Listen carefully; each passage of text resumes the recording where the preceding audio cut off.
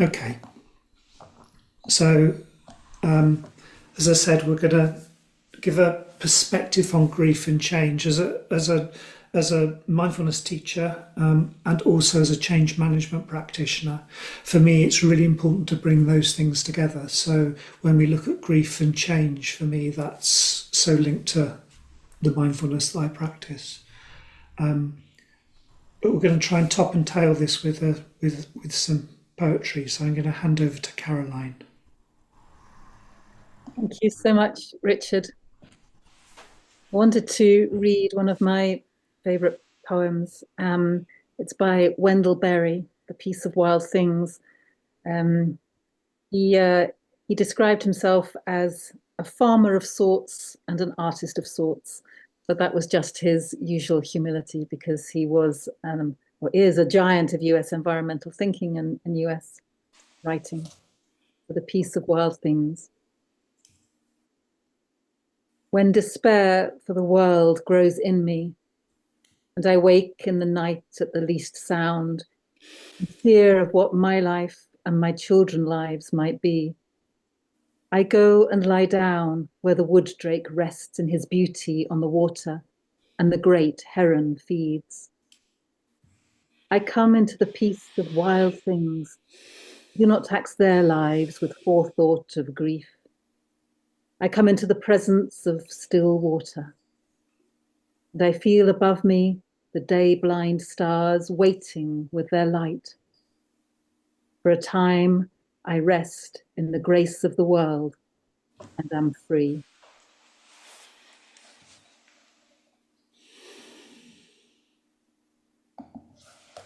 Thank you, Caroline. I just wanted to start by looking at the relationship between change and grief. And the statement that change involves letting go of the past and engaging with a different future is really obvious, but it's also deep. Change involves letting go of the past and engaging with a different future. And for me, when I read that, it reminded me of the thing we teach in mindfulness about primary and secondary experiences, primary and secondary suffering. That whatever happens to us in life, it's like being hit by two arrows. The first arrow is the incident of what happens to us in our life, and the second arrow is how we respond or react to that. And so looking at change involves letting go of the past and engaging with a different future. This is an example of primary experiences and secondary experiences where change is the primary experience. Whether that's related to the climate, the loss of a pet or a loved one, whatever it is that the change impacts you, that's the primary experience. And your secondary experiences is letting go of the past and engaging with a different future.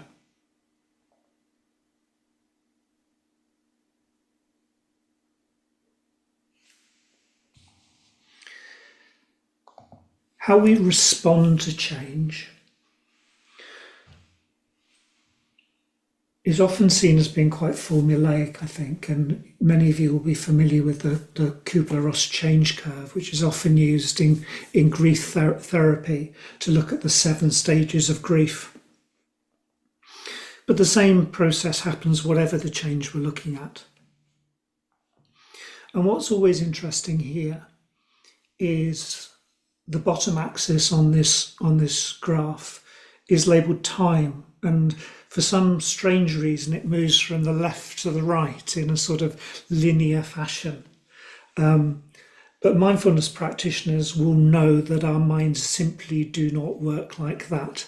Our minds are time machines. We spend so much of our mental energy ruminating in the past. We spend so much of our mental energy catastrophizing about our futures. And so when people are dealing with change or dealing with grief, time is a great healer, that sometimes assumes that time travels in one direction and is linear. And I think most of our experiences are that that's not the way our lives work. That's not the way our minds and our hearts work.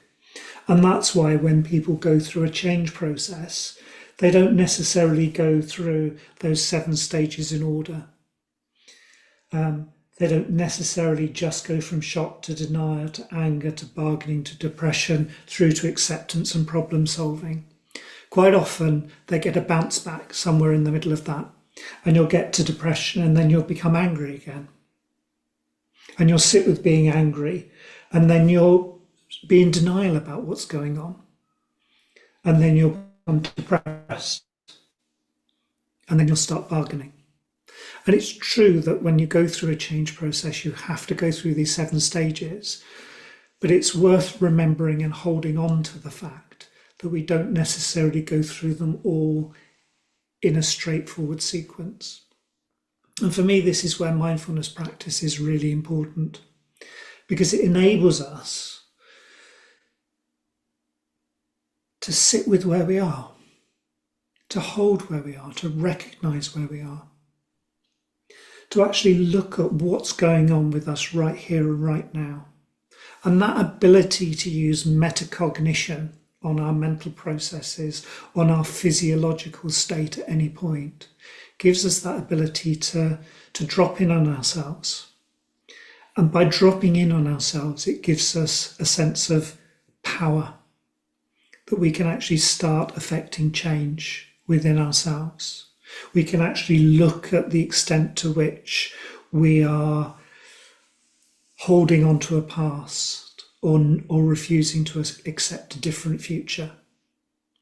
And those 2 things, and I'll come on to a bit later, we deal with in a slightly different way. But it's important to recognise where we are and what we're doing and where we're sitting with that.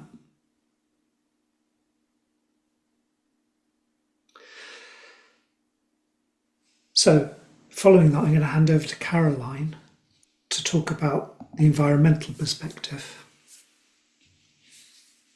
Thank you very much, Richard. Richard has just spoken very eloquently about the importance of mindfulness and of fostering that present moment awareness. And I was just going to apply that thinking to our approach to climate and environmental grief in particular. And I was going to suggest that the fact that we don't have an architecture, if you like, for confronting our grief and allowing it to flow through us, that not only causes us enormous pain, but it also exacerbates the very environmental breakdown that is at the root of our distress. And conversely, if we're able to find ways of facing our grief and of composting it, if you like, then we can take both steps towards healing ourselves and healing the earth as well. And I think it's by fostering that present moment awareness that we have our best chance of falling back in love with the earth and transforming our grief into a renewed commitment to do all we can to protect it. And my thoughts on this owe a lot to the teachings of the Zen Buddhist master Thich Nhat Hanh, and also to the Mindfulness Initiative, of which Richard is the director. And I have to say that one of the most enlightened decisions the Westminster Parliament ever made was to organise mindfulness classes for MPs. And I warmly recommend them to others. I was going to touch just very briefly on the nature of the existential crisis we faced, first of all, and I will be brief because I am quite sure you don't really need to be reminded. The evidence of our overheating world is all around us. The fact that the planet is now hotter than at any time in the last 12,000 years, that record fires have raged in the Amazon and the US, that ice caps in Greenland melt at a terrifying pace, that cyclones and storms wreak havoc and unimaginable tragedy in Central America and beyond. And in the last months, we've seen, of course, the devastating floods in Valencia, the monumental fires in Los Angeles. At the same time, the UK is one of the most nature-depleted countries on the earth. We now live in an impoverished land where once common species like hedgehogs or butterflies or bees or farmland birds and wildflowers are rarities. not common fellow travelers.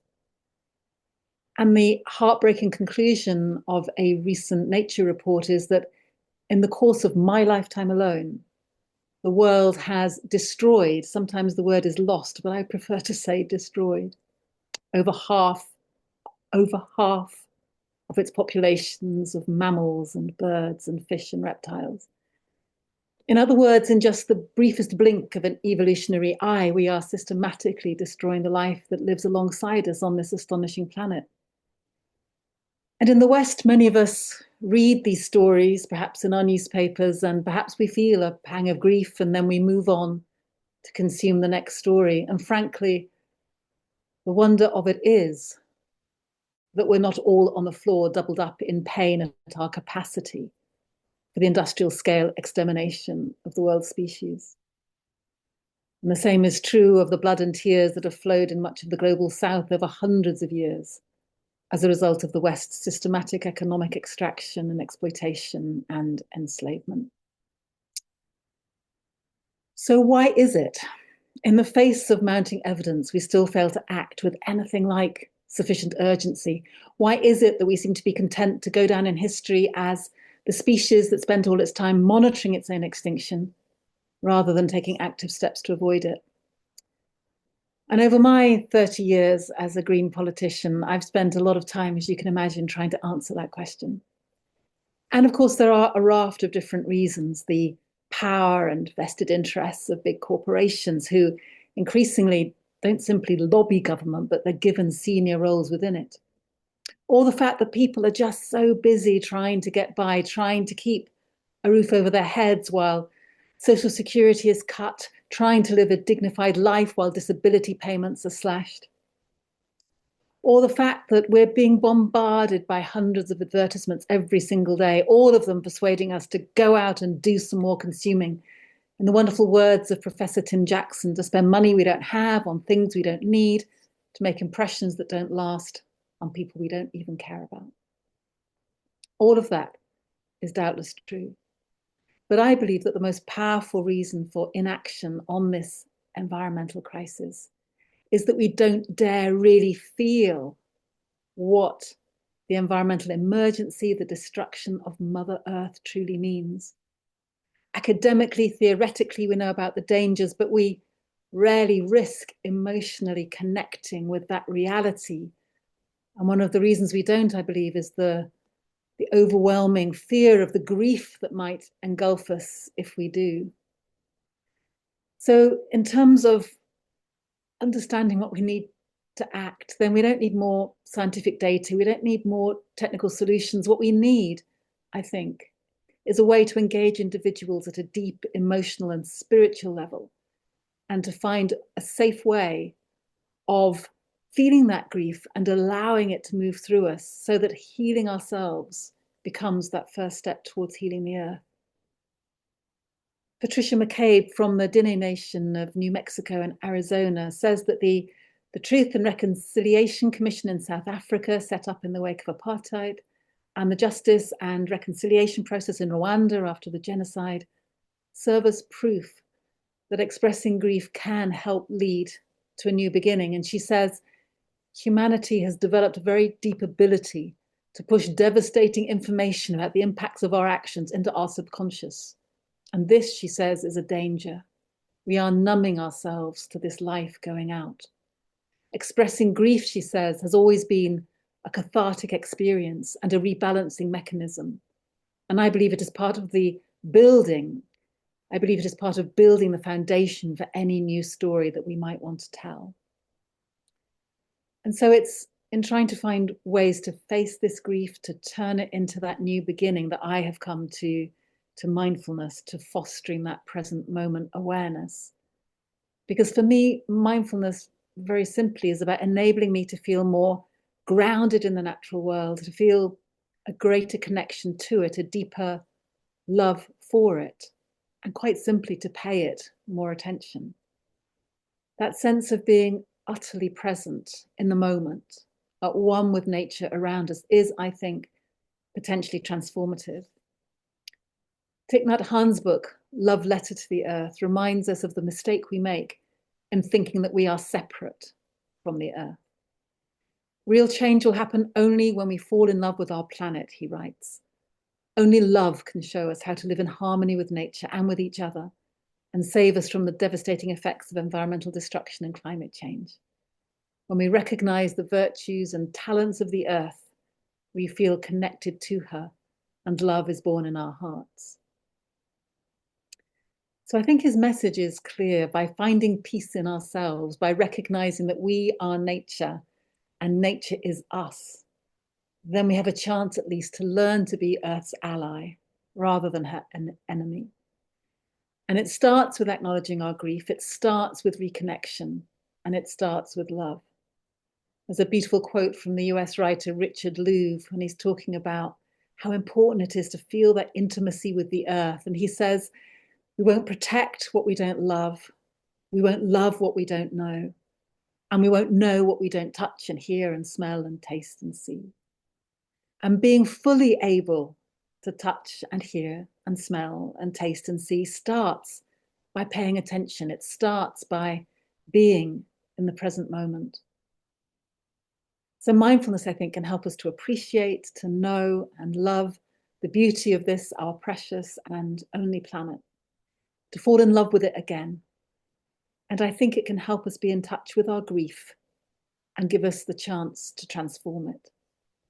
Because just as composting food and plant waste is essential to nourish the soil and the web of life, so composting our own grief helps us to come into right relationship with ourselves, with one another, with the other species with whom we share this extraordinary planet, and with life itself. In other words, fostering present moment awareness can bring us into the peace of wild things, and in the words of Wendell Berry, to rest in the grace of the world and be free. Hand back over to Richard. Thank you.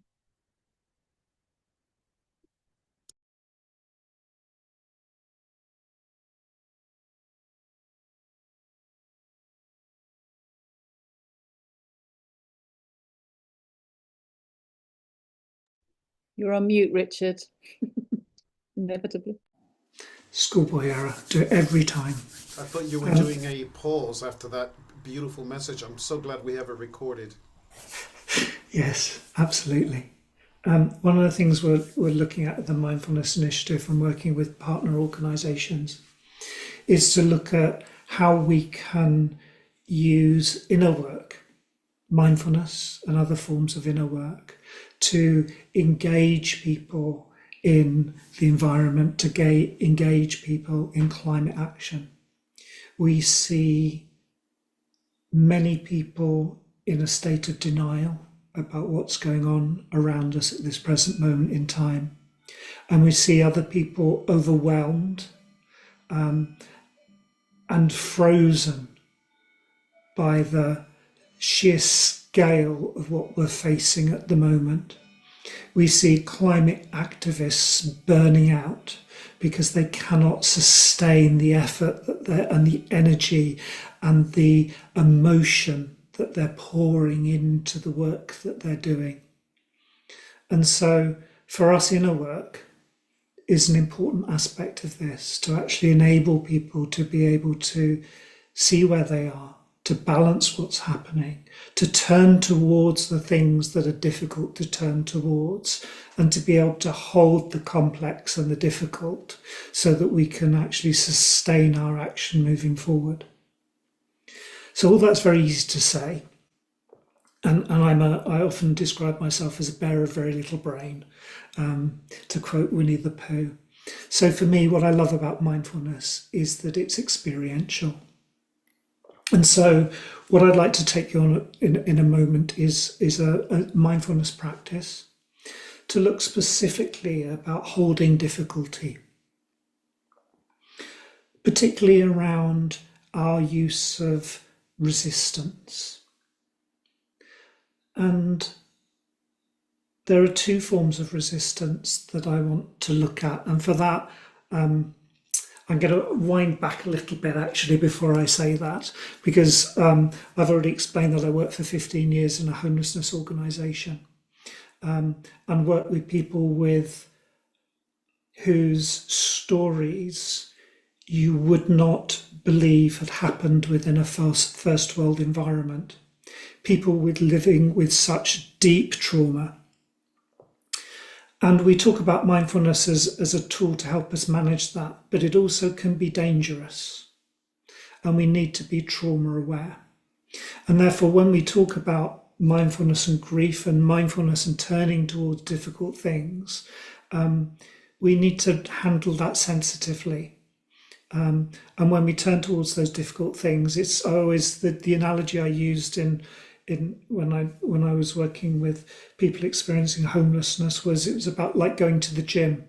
If you want to get buff and you go to the gym, you don't go in and lift 500 kilos above your head the first time you go in, because you can guarantee that'll be the first and the last time you go to the gym. What you do is you start with light weights and you start building that up, and you learn what you can lift, and you can learn to lift more by lifting something light. The same is true when you're using mindfulness practice to turn towards difficulties. If there's something really heavy with you, something really deep and distressing, you don't, on your first mindfulness practice, turn towards that difficulty and dive straight into it, because you will re-traumatize yourself. So I always say, when dealing with trauma and dealing with difficulties in your practice, try to think about something manageable. Try to think about something that you can hold, rather than the biggest thing in your life. There may come a day when you can hold that skillfully, but as in going to the gym, it's not going to be on your first visit. So I try to keep things light. So I have a friend that I use when I talk about resistance. And this is my friend. And my friend here is a difficulty personified. So whatever difficulty you want him to be, this is him.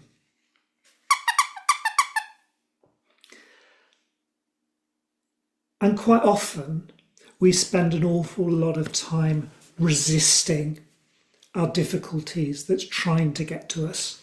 And you can see through me struggling with the resistance of this that I cannot continue this for the rest of my life, holding this back.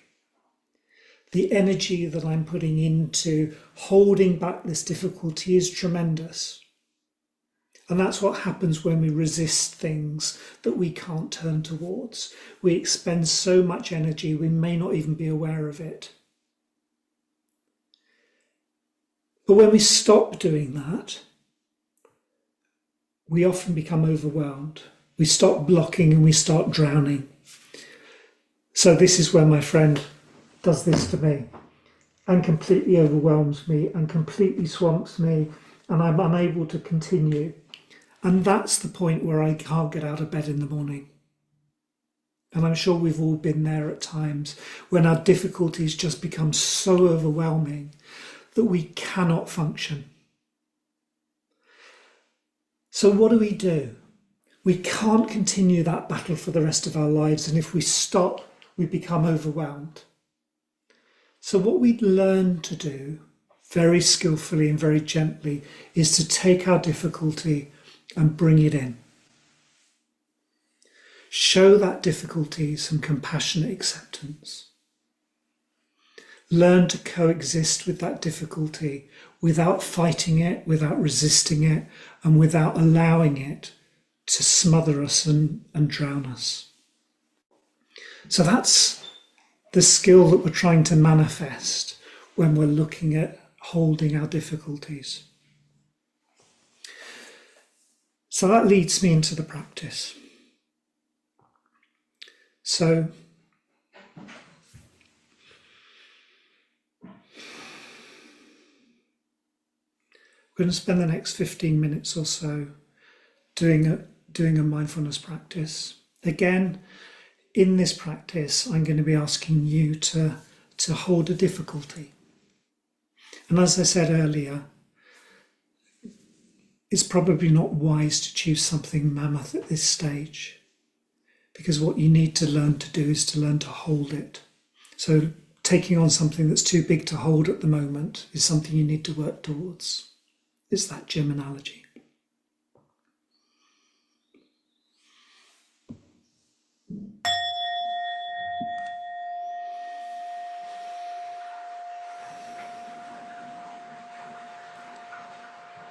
So just noticing yourself sitting or standing, whatever position you're in at the moment. Noticing those points of contact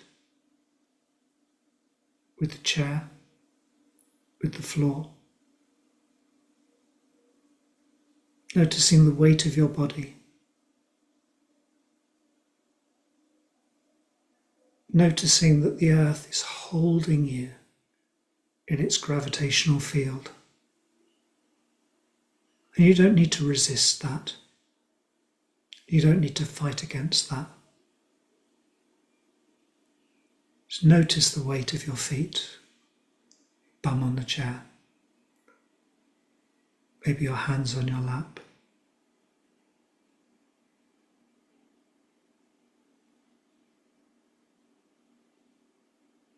Noticing that you're being cradled by the earth in its gravitational field.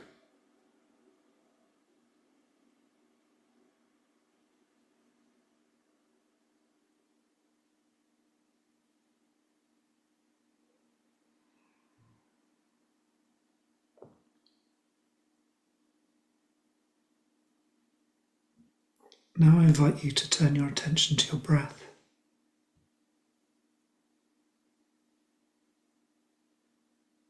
Start by noticing where you sense your breath the most. That might be as the air comes into your nostrils. You might notice that the air is colder on its way in than it is on its way out.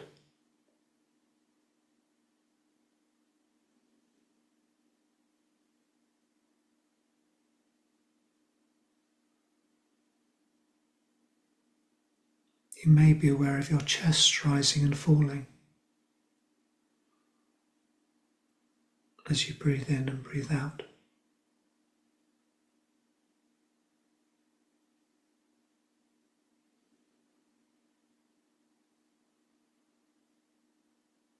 The movement in your abdomen, which may be more or less than your chest.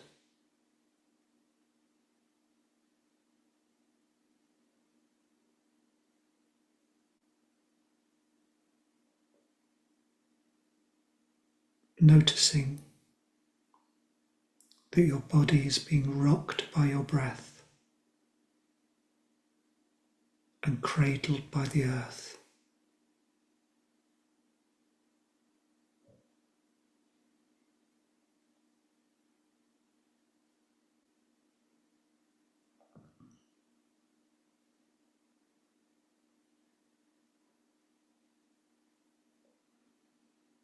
The earth is holding you safe,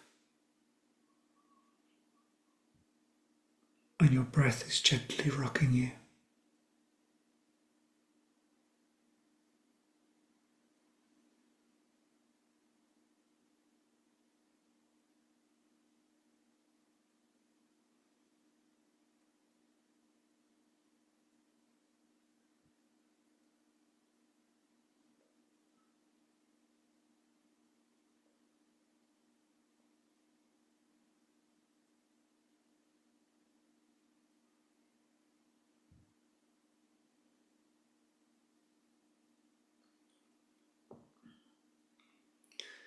And now I invite you in your mind's eye to cup your hands in front of yourself and to hold in your hands something that you find difficult. Again, choosing something that isn't overly traumatic, but just holding something that you find difficult in the palms of your hand.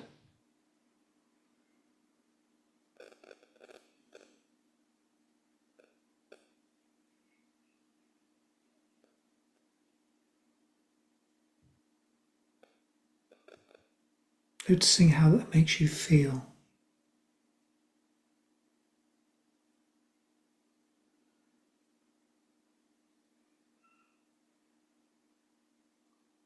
Noticing any physiological responses to holding that thing that's difficult. Perhaps you can feel a slight knot in your stomach, or a change in your breath. Maybe a slight tension in your shoulders, tightening of the jaw.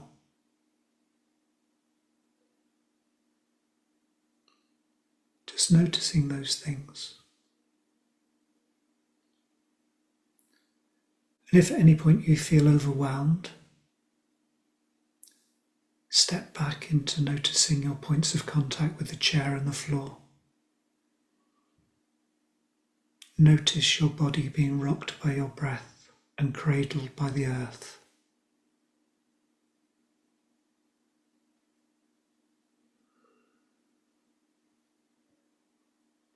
And when you feel centered, return back to holding that difficulty.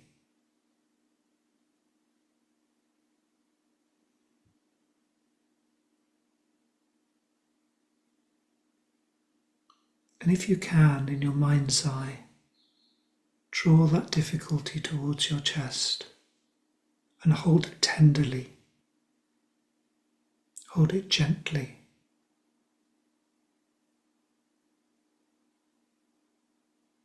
Hold that difficulty in loving hands.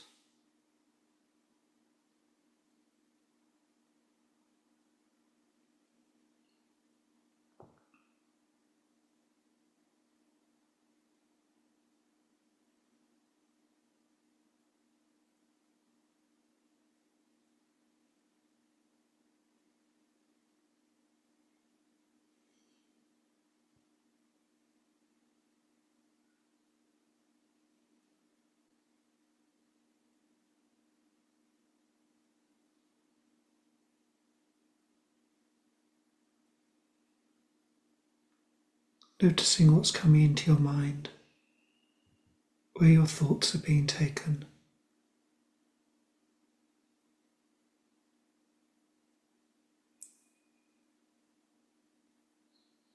Perhaps noticing how that affects your body, where those sensations feel strongest.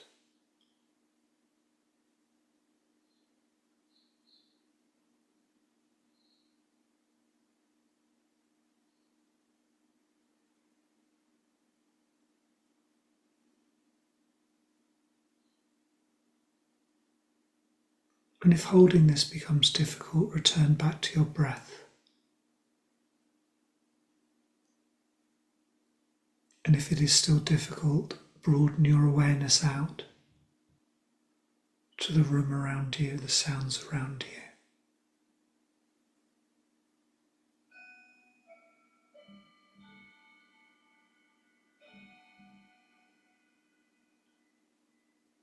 And if and when you feel ready, return back to holding the difficulty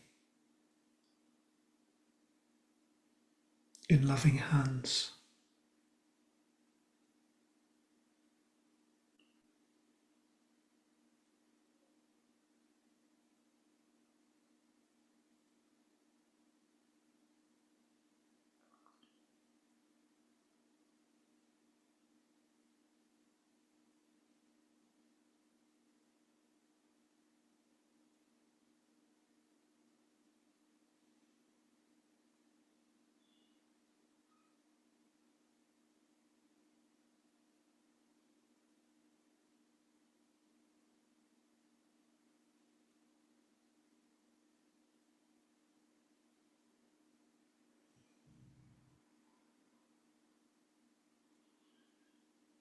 And as you hold the difficulty,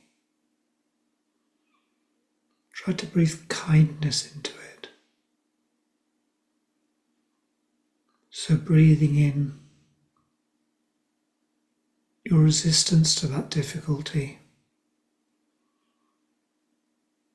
and breathing out kindness into it.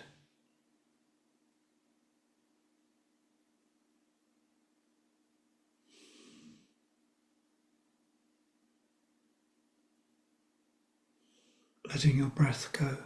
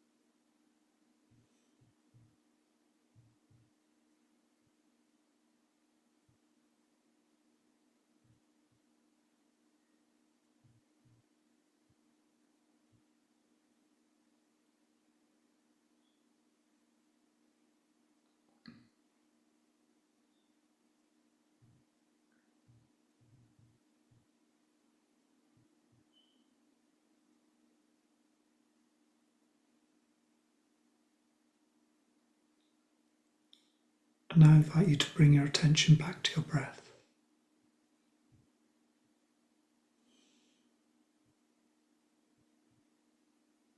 Noticing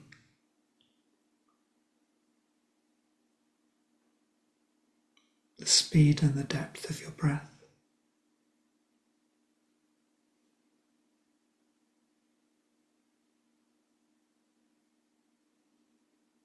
Noticing the movement, not just in the front, but in the sides of your chest and in your back.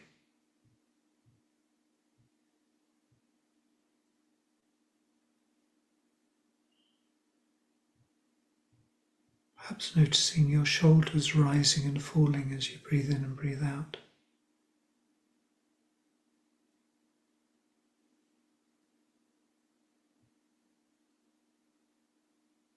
Your tummy rising and falling.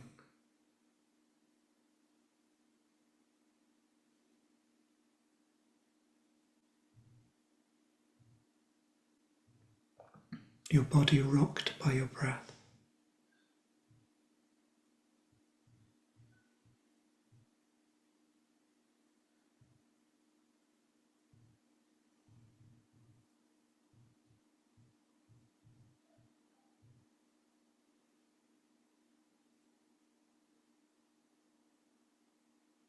Noticing the points of contact with the chair, with the floor.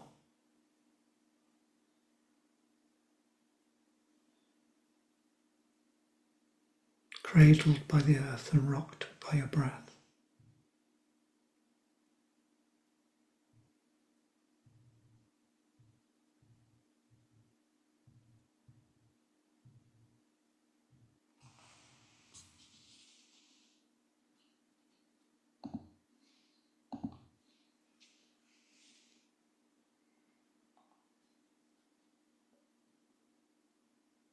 Table by Edith Cansever.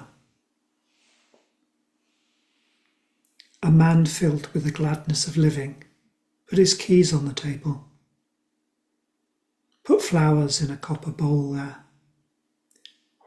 He put eggs and milk on the table.